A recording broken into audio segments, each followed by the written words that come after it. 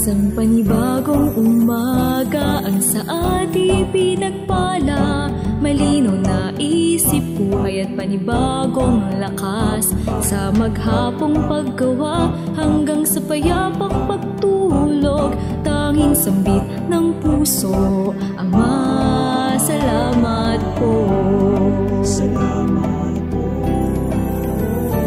Ibahagi pagpapala sa makakasalamuha, ang pagmamahal ng Diyos na sa atin ay lumikha. At sama-samang sambitin na may galak sa puso, Ama, salamat po. Pasimula ng umaga at damhin ng pagpapala, araw ay gawing payapa na Espiritong Banal ang kasama. May matibay na pag-asa, tayo ay mga pinagpala na tanging sambin ng puso, Ama, salamat po.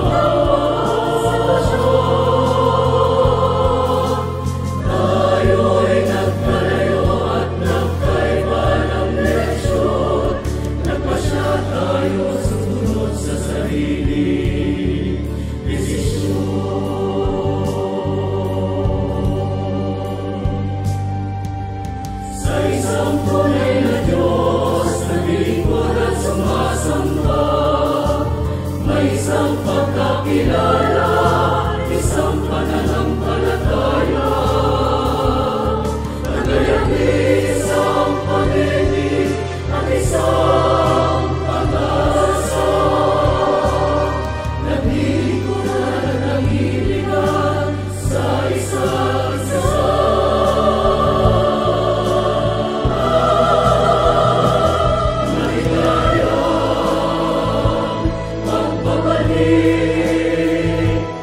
Maligaya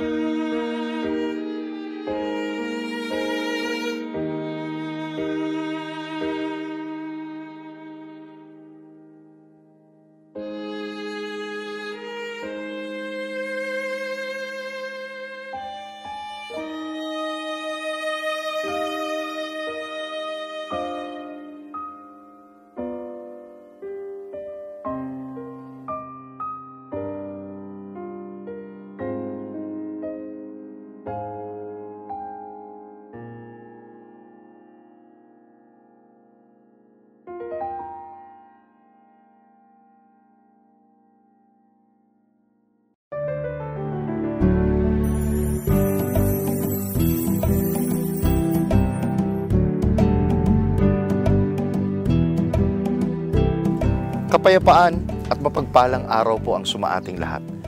Elder Ryan Bernabe po, isa sa mga lingkod ninyo sa kabanal-banalang Iglesia ng Diyos kay Kristo Jesus. As the sun rises, may your worries fade away.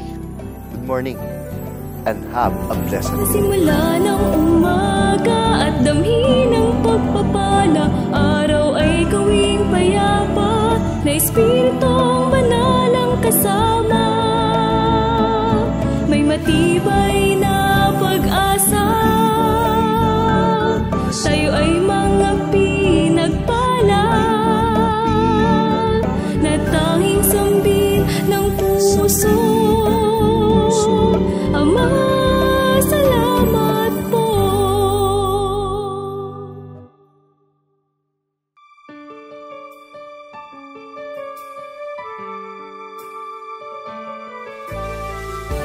A blessed day to all. Isang pinagpalang araw sa inyong lahat. Ang daily reflection natin sa araw na ito na mula sa aklat na Love Notes ay ating mababasa sa Ephesians chapter 4 verse 2. Pakinggan po ninyo. Be humble and gentle in every way. Be patient with each other and lovingly accept each other.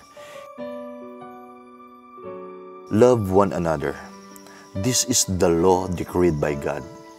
Love others, especially those that belong to the household of God.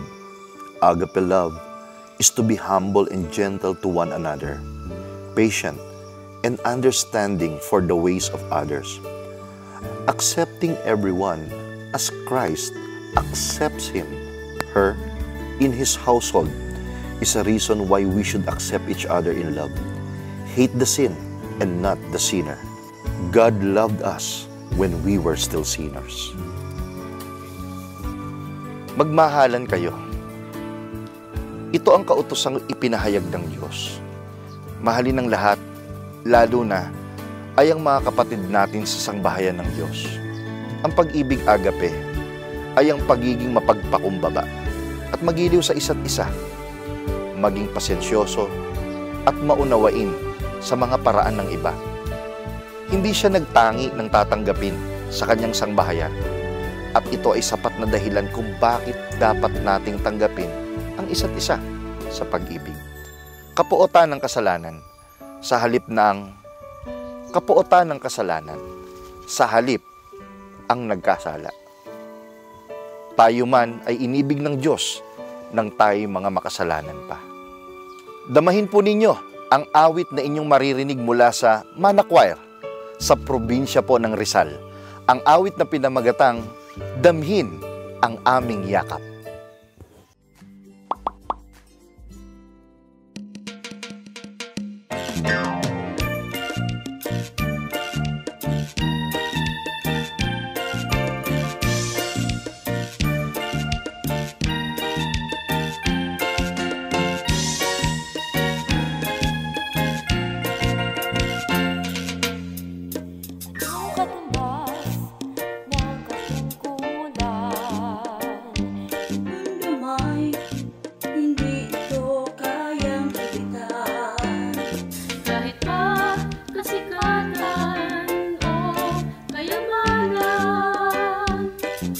Ito'y ating iwan.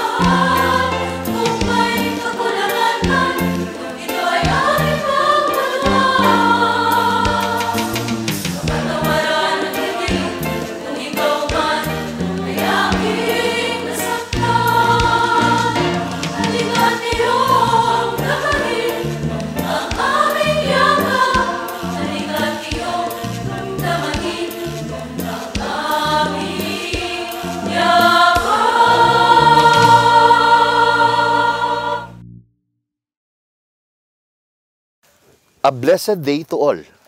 Kayo po ay kasalukuyang nanonood ng programang ipinaglilingkod ng kabanal-banalang Iglesia ng Diyos kay Kristo Jesus.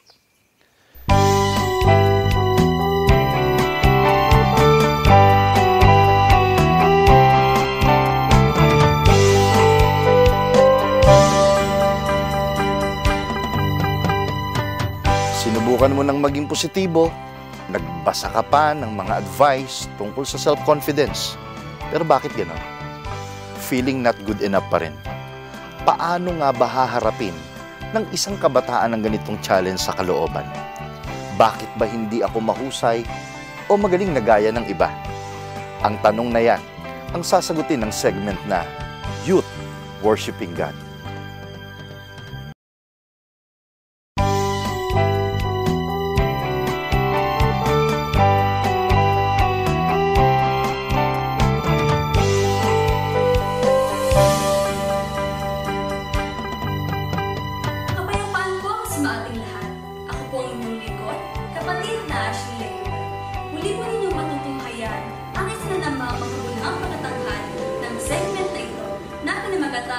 Youth Worshiping God.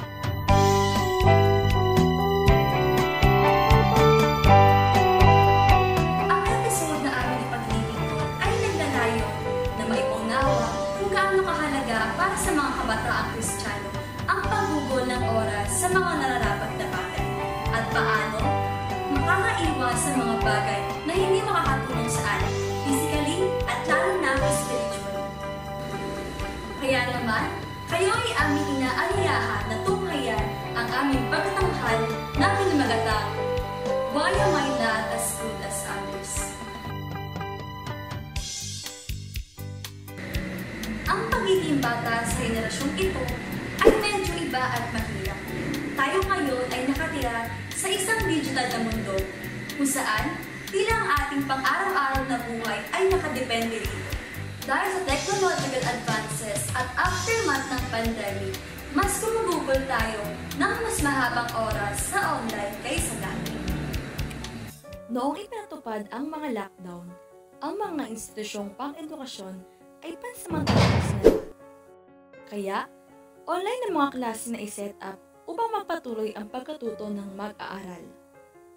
Bago pa man ang online classes, hindi na bago ang internet at social media sa mga kabataan. Kapag gumagawa ng mga assignment, research at mga katulad, ang internet ay isang maaasahang kaibigan para sa mag-aaral. Bukod dito, itinuturing na normal ang pagkakaroon ng account sa Facebook, Instagram, TikTok o Twitter. Dahil saan ka mapupunta upang makipag-ugnayan sa iyong mga kaibigan at pamilya at mananatiling updated sa iyong mga idolo o bias, di ba? Napakadaling magpadala at tumanggap ng mensahe mula sa isang tao sa isang tap lang ng isang send button. Ang mga platform na ito ay sikat din sa pagbabahagi ng mga ideya, kaisipan at maging ng mga nararanasan mo sa isang buong araw. Pero tandaan, too much of anything is bad. Oo naman, ang social media ay mahalaga para sa atin upang kumonekta at mangalap ng impormasyon. At dahil napakaraming bagay na ang kailangan natin gawin habang nakaharap sa computer o laptop, tiyak na online tayo palagi. Ngunit ang matagal na pagbabad dito ay maaaring magdulot ng mga banta sa pisikal at mental na kalusugan. Maaari itong makadistract sa iyo mula sa mga bagay na dapat mong gawin. Sa halip na tumutok sa iyong pag-aaral, nababaling ang atensyon mo sa mga bagay na hindi talaga mahalaga. Maaari pa nga na hindi mo sinasadyang makalimutan ang iyong tunay na dapat gawin. Maaari rin itong makadistract sa iyo mula sa pagiging kung sino ka talaga. Ang bilang ng naging likes o followers ay nagiging maling batayan kung sino ang katanggap-tanggap sa lipunan. Ito rin naman ang maaaring magtulak sa iyo na ikumpara ang sarili mo sa iba. Maaari mong isipin na napag-iiwanan ka na dahil sa mga nakikita mo sa feed mo. Diyan nagsisimula ang pagkakaroon ng insecurities. Nagkakaroon ka ng constant pressure upang patunayan ang sarili mo at ang mga pagtatagumpay mo sa iba. What should you do when negativity hits? First, transformation starts with reflection. Sa halip na ikumpara mo ang sarili mo sa iba, isipin mo kung paano mo maaaring gamitin ang iyong kalakasan at kung paano mo mapapabuti ang iyong mga kahinaan. Ginawa ng Diyos ang bawat isa sa atin na may natanging mga katangian at talento. Kaya naman, magkakaiba tayo. Gayunpaman, pantay-pantay at buong puso tayong minamahal ng Diyos. In Romans chapter 12 verse 6, we have different gifts according to the grace given to each of us. Second, surround yourself with people who radiate positive aura. Wala nang mas magandang pagkakataon kaysa ngayon upang bumalik at maging aktibo sa iyong ministeryo at makipag-ugnayan muli sa iyong mga co-members sa choir o kabataan.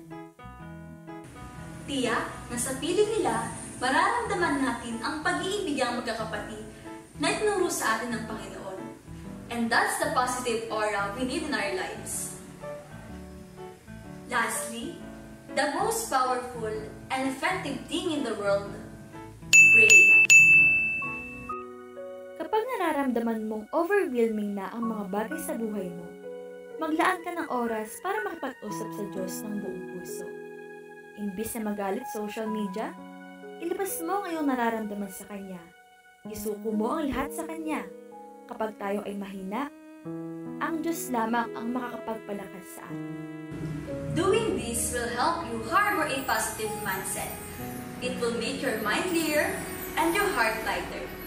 Remember to pause and breathe. Do one task at a time. You are not competing with others but yourself. Strive to be a better version of yourself. You are a child of God, a youth of Zion. So believe that you will do great things in life, in God's will. In Romans chapter 12 verse 6, and do not be conformed to this world, but be transformed by the renewing of your mind, that you may prove what is that good and acceptable and perfect will of God. Sana ay patuloy niyo kaming samahan sa mga kasunod pa namin pagtatanghal na nagpapakita ng saya ng buhay bilang ng mga kabataan na naglilingkod sa Diyos. Dito lamang sa Youth Worshiping God.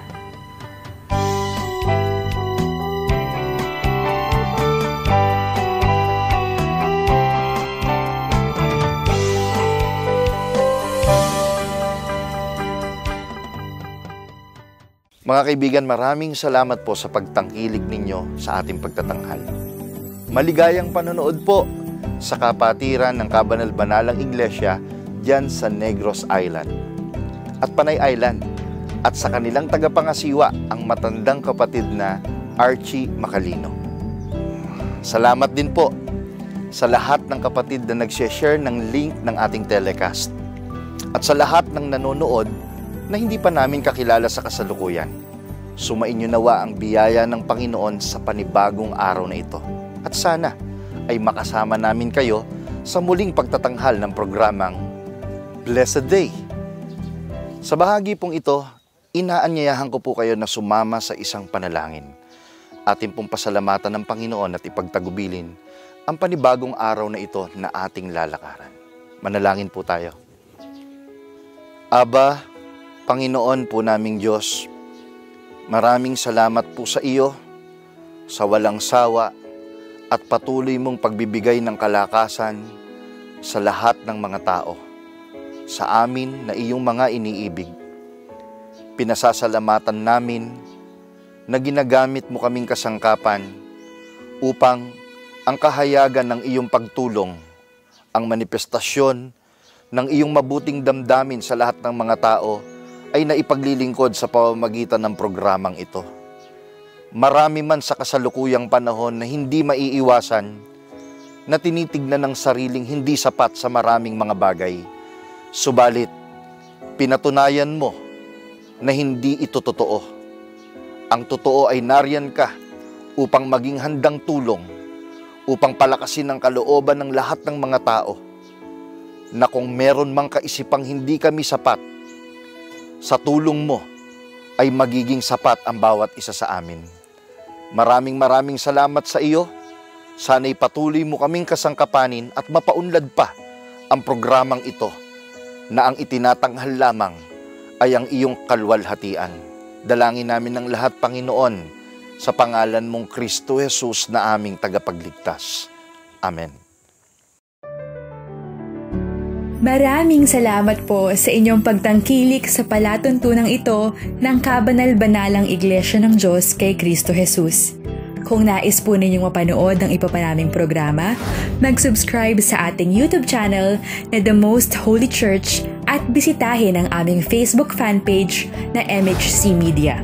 Upang lubos po ninyong makilala ang Kabanal-Banalang Iglesia ng Diyos kay Kristo Jesus, bisitahin ang ating official website na www.mostholychurch.com.